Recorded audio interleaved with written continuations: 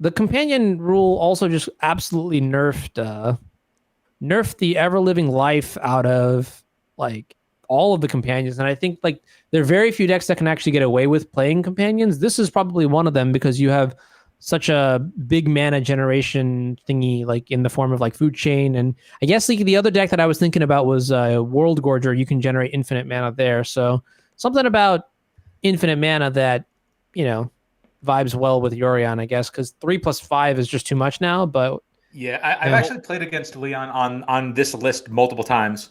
I don't know if he's changed any subtleties about the deck, but Yorion Food Chain is a deck that he's played against me a couple times now. And when you get to the stage of infinite mana between your Astrolabes and Strix and what's the other guy, Quaddles, when you just have infinite mana and then you also just get to free the Yorion Blink. But notable that the 3 mana tax on Yorion can't be paid with food chain mana. Oh yeah, you're right. So Okay. he does have to have it in his hand first. But when you get to that stage in the game where you have food chain combo going, like you should have that density of mana anyway. So we're seeing a Thoughtseize from David's side, and it's being Force of Will pitching Mist Hollow Griffin. Oh, does everybody feel that? Yeah, I got this weird like sensation on the back of my neck right now when it's just going through my back. Oh my god! Oh yeah, you got that nice tingle. Well, before we get too far into this game, what do you guys think of this matchup? Is it going to be like last round? Is it going to be like the first round where we have one? Nah, dude, matchup? Leon's got blue cards. Not only does he have blue cards, he specifically has blue cards that he wants to exile with his blue cards. That's crazy, right? Like it's like he came prepared to Force of Will some cards tonight. Like he's just like, please let me play against the deck where Force of Will is relevant. I know. But you know what? It's kind of weird because like I just feel like all these combo decks, like in the year 2020, like they're just designed to beat up on blue spells and like and just like only counter spells, right? So if Leon only has Force of Wills in his hand and like, you know, if that's his plan, I feel like he might be in a little bit of trouble. Fortunately, the food chain combo is going to be it's going to provide like a really fast turnaround, and you might be able to just kill your opponent in a couple of turns. Like here, if we see something, okay. Force negation, pitch blue card. Let's get go. That out of here. Get that out of here. I see you're trying to loot faithlessly. Not in these political times, my dude. Blue card, pitch blue card. You know where Gristlebrand can stay? Jarvis, in your head. Oh man, Leon doesn't even care about going down a card. He's got a giant flying sea serpent hanging out to go into his hand. Is this the turn 3 food chain? Are we just gonna see like the match on turn? Are we just gonna see the match? He's got to play some number of CMC flyers or something to generate mana off that food chain. Yeah. So he'll have next if he goes food chain now and then turn 4 land cast Mist Hollow, then he'll have infinite mana. And, infinite mana, cast Trinket Mage, find Walking Ballista, kill your opponent, and we all fall over onto the ground with, goosebumps and joy. So and it looks like I just want to say thank you, Jarvis, for the huge raid. Welcome, everybody, to the show. We're in round 3 of our NYC Eternal bracket. We've had 2 pretty quick rounds so far, right, guys? And this one looks like it's going to be a little longer. So for the people that are just joining, the matchup is Reanimator versus Food Chain Yorion. And we just saw Force of Will pitching a Mist Hollow Griffin on a Thoughtseize, Force of Negation pitching Manipulate Fate on a Faithless Looting, and then he casts Food Chain on turn 3. He's threatening infinite mana on turn 4, and right now David's trying to stop it with an Entomb. Welcome to the stream. Yeah. Just in case you were wondering whether or not these players are messing around or not, this is some serious business here. That sounded rehearsed. And it looks like despite all of these like Force of Wills and Force of Negations and blue shenanigans, all this trickery, like David still got like Entomb, Gristlebrand's in the graveyard, just one untap, and we're like off to the races here. We're drawing cards, we're playing Dark Ritual, and it's back to Leon got to untap because David didn't have a second mana source. So he's going to be able to crack this Misty. He's going to cast this Mist Hollow Griffin. He's going to have infinite mana for creatures. So if he has any of his kill conditions or any of his tutors for a kill condition, he's going to win the game. So his kill conditions, he has Trinket Mage. Trinket Mage can find a Walking Ballista. An infinite mana combo means that you have an infinite Ballista. Mhm. And then what's fun about the Infinite Ballista is that you, if you are doing it in a way that is with proper etiquette, you're announcing every time you remove a counter. Oh my goodness. But So you're also retaining priority, right? You got to yeah, retain priority. You got to retain priority because otherwise it's way too many clicks. And for anybody on Magic Online, you want that right-click save target as. I didn't even know that Magic Online could do that until like a week or no, like a month ago, which is pretty incredible. But yeah, it looks like Leon's moving here. We're putting the Mist Hollow into play. So he's about to he's going to flap around the Mist Hollows to signify infinite mana in a second. I don't know if he has any other. I think he passed the turn actually, didn't he? Okay, No, he passed the turn, but then David passed. Did David just pass right back? Yeah, he did. Okay, he did. How about 6? How about 6 in the air? And also, how about infinite mana? How about they have vigilance? let's do it. Wait, this is kind of crazy. I mean, Yorion coming in, cast the Yorion. Is he going to cast the Yorion? Yeah, he's going to cast the Yorion. Is this lethal in play? What? Is that a Scourge? Yeah, that's an Eternal Scourge. Wow. We just have 13 power on the table against 13 damage. Oh, so it's Xaxes? Yeah, Leon set this up. He knew. Oh my, wait, so I feel like David's got like an Exhume or an Animate Dead or something in his hand, and he's just like, for the love of God, can I just draw one mana source? Jeez, so how about Griffin Tribal? I think that the 4 Xanthid Swarms are the only slam dunks that he's bringing in, right? Like he saw both forces, and he also knows that in an 80 card deck, there's going to be at least 6, right? Yep. If most decks that are at 60 cards are playing 6, then it's pretty easy to be like, okay, he's on at least 6 forces, and that's exactly where you want the Xanthid Swarms for. So I think the 4 Xanthid Swarms are a slam dunk that David's 100% bringing in, and then what about you could Serenity? argue that maybe, I was going to say maybe he hedges and brings in some number of those cards in case, there's off the beaten path things like Grafdigger's Cage, like potential ley lines or other permanent based hate. But Serenity doesn't deal with Containment Priest. Like at the end of the day, David's deck seems to be pretty just cold to Containment Priest. Yeah. I've had a unless I'm missing something. No, you're absolutely right. Yeah. I think I have had a fun conversation with Eric before where I talked to Landon and I was just like, all right, you got some game against things like Grafdigger's Cage and all this sort of stuff. What do you do against Containment Priest? And he was just like, he looked me dead in the eye and he was like, yeah, I just scoop. It's whatever. I've decided that my game plan in that matchup is to just go under those kind of decks and under that. Because at the end of the day, Containment Priest is a 2-mana card, and if it's not in play, then it just has no text, right? So it's a 2-mana card, and it's also a 2-mana white card. And so you know that if a deck is able to play Containment Priest, they're not killing you before you're killing them. Exactly, right, exactly. So that's a really good point. I do believe Leon did take a mulligan to 6 going into the second game. He did, and a Chancellor was revealed for David, by the way. Okay, all right. So this could be another very explosive battle here between Food Chain and Black-Red Reanimator. Yorion Food Chain. I'm sorry. You're right. Yorion. Is it Yorion or Yorion? Which one is it? It's Yorion. Man.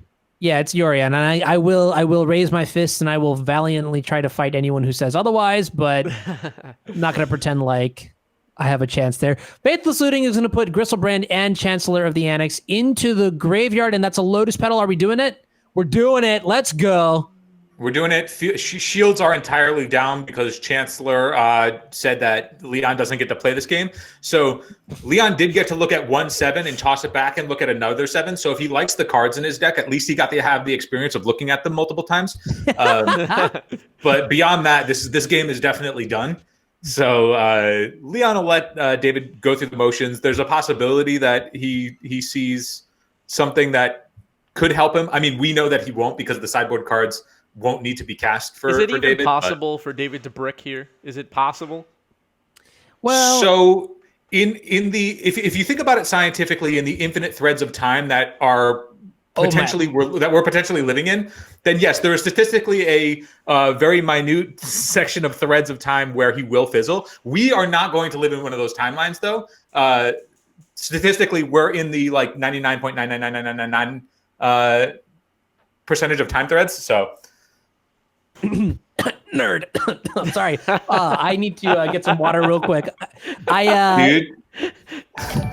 I appreciate that though. Man. The only thing I would say is like I think there's almost 0% chance that David is going to lose this game, but drawing only 7 cards, like there are some 7-card hands where you're not going to get into it. I mean, we've already seen. So I think it's just a function also of like how much more fast mana you have, how many more Lotus Petals and Dark Rituals you have, and I mean, he did use one Lotus Petal. I'm going to eat my whole lunch because he passed the turn and there's a tropical island in play on Leon's side. So there we go. That's what I'm talking about. We're living in the timeline now where anything is possible.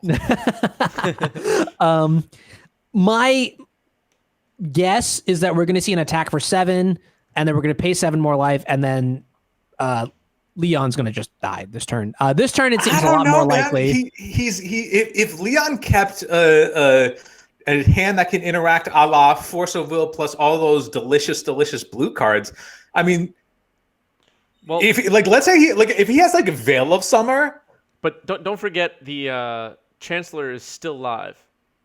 Oh, that's but true. He can pay for it because he's got Trop. Right, but now he I take back the Veil of Summer thing. The Veil of Summer thing was dumb. Don't pay attention to that. I'm still shocked that we live in one of these timelines. But now he can force something if he has one. Yeah, and that first force will open the door for the second force. I see. He's going to force one of David's 27 cards, and then David's going to win with the other 26 cards. But you know what? It's going to be a valiant effort, and we're all going to appreciate it. Just kidding. There's an Unmasked. No Force of Will. I mean, you could force this. Unmasked is just going to show a full house of 3 forces to... Okay, never mind. It's just double Brainstorm, a Ponder, and a Veil of Summer. And I hate to say it.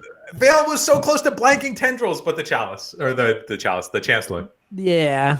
And I'm not going to lie, I probably would have just conceded to the Unmasked because you got to concede there. It just seems statistically unlikely, but this is the kind of hand that I think is also just a little bit of a trap. I don't really feel like the Veil of Summer is enough to stop Black-Red Reanimator. You need to find like actual dedicated answers in the form of Forcible, actual dedicated answers in the form of like Surgical or Cage. And then if you have like a Veil of Summer, like, then we can keep talking, but I don't know, the potency of the Black-Red deck is just so high that I would be afraid, even with that on a 6, I probably ship the 6, go down to 5, especially when you factor in you're playing Yorions, you've got 80 cards, and you can't really expect to like cantrip into your answers, but rather you have to just naturally have them a lot of the time. The London Mulligan is also just there to help you out anyways, so we'll see what happens as the turn progresses, but I would guess that between the rituals and the Lotus Petals and all the shenanigans that David's got this one in the bag. Yeah, I mean, he Dark Ritualed and then cracked a fetch, but at least we did get to see Leon's Altered Brainstorms. So that's just good quality design. That's plus EV right there, yeah. Yeah. Like, if he did scoop there, then we don't see his Brainstorms. And it's important that we do, so.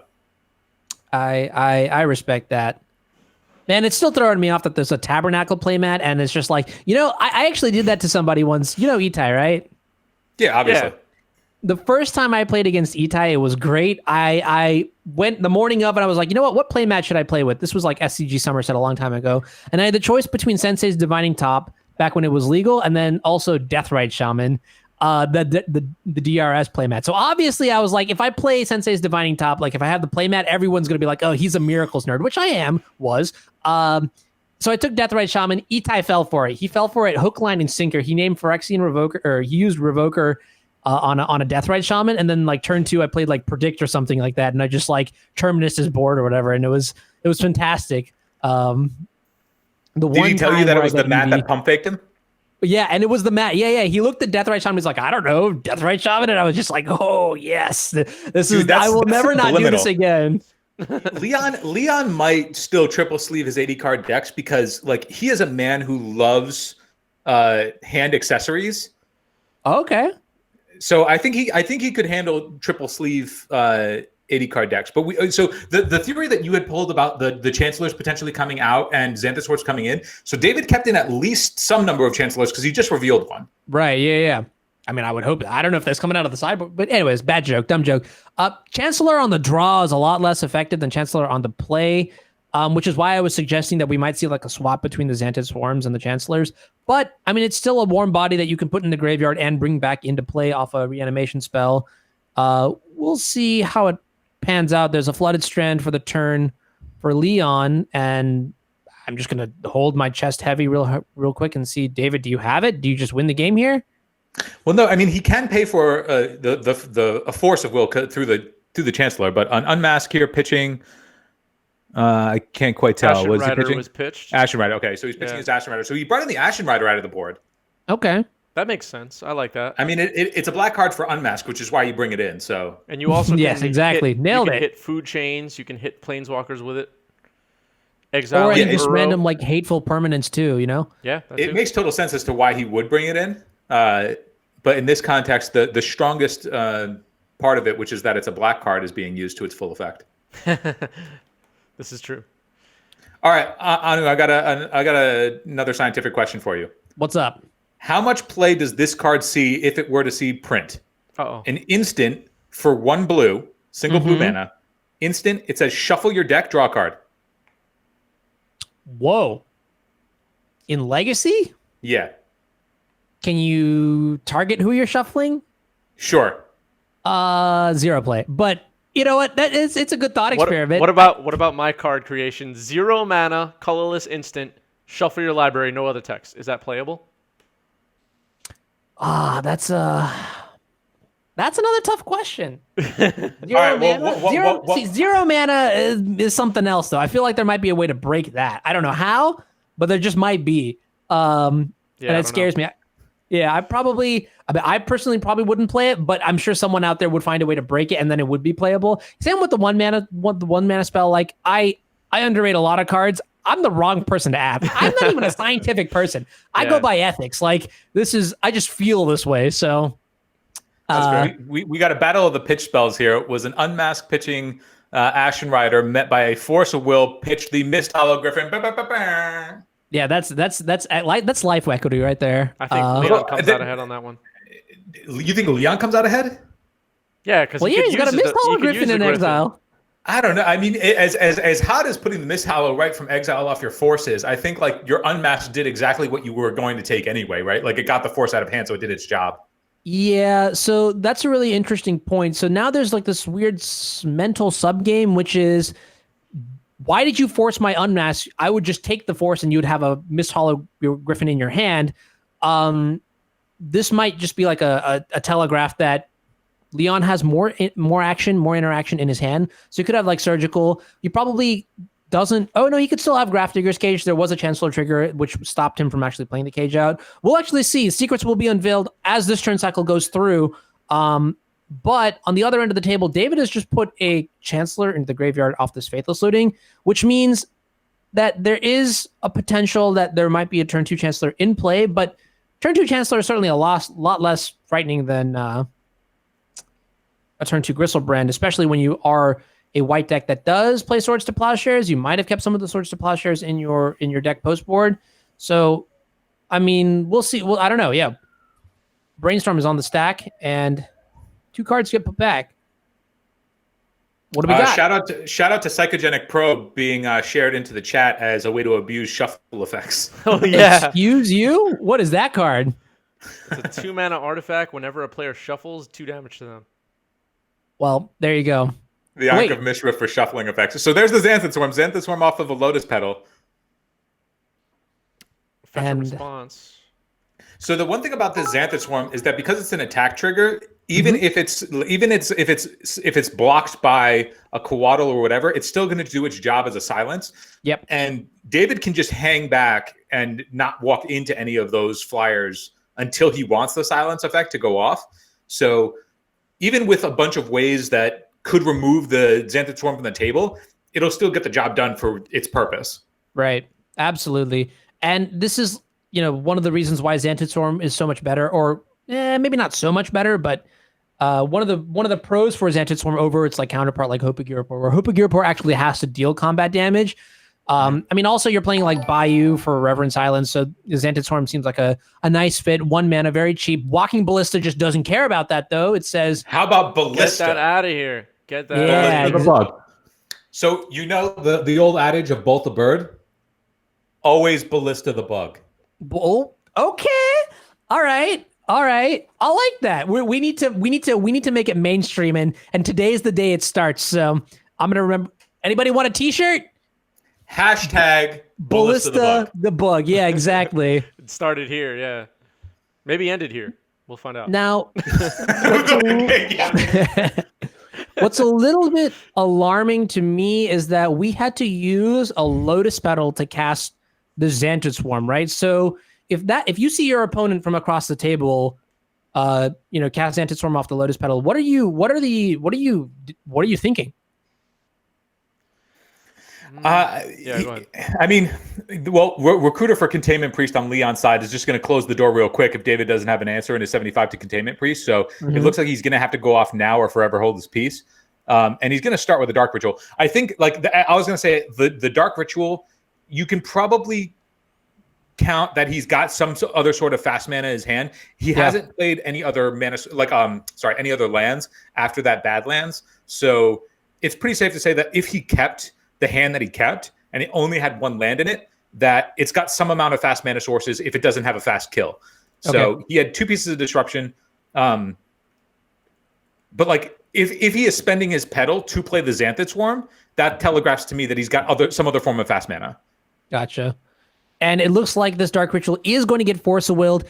I like this play a lot.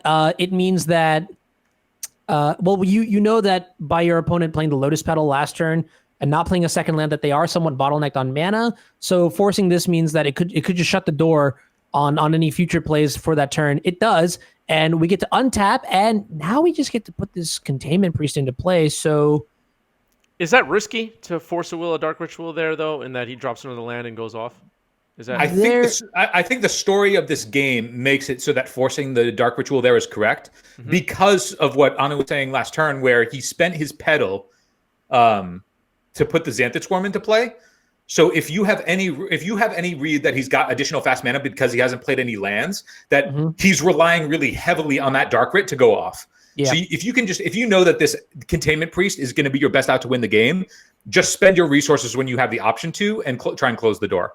I hear you on that one. Yeah, makes sense. For sure. And it seems like the clock is ticking in now. I don't know. I mean, like I mentioned earlier, right? Like the game plan against this card, Containment Priest specifically, is, well, hardcast Gristlebrand, I guess. Ashen Rider is exiled, so he also, barring like multiple pedals, he doesn't have a way to actually hardcast the Ashen Rider. So,